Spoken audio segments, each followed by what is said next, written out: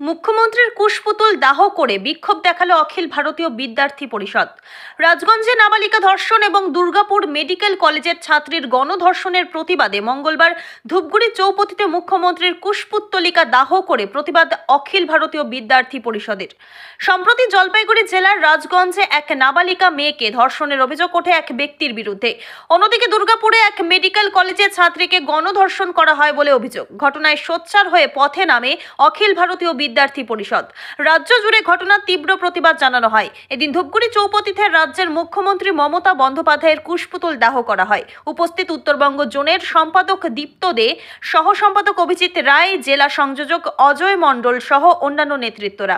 আপনারা সকলেই জানেন, একদিকে আরজি কর, তারপর কসবা ল কলেজ হয়ে মালদার ধর্ষণের ঘটনা, এরপর কোচবিহারের ইঞ্জিনিয়ারিং কলেজ এবং জলপাইগুড়ি জেলার রাজগঞ্জের 13 বছরের নাবালিকা এবং দুর্গাপুর মেডিকেল কলেজের এক ডাক্তার বোনকে গণধর্ষণ করা হয়।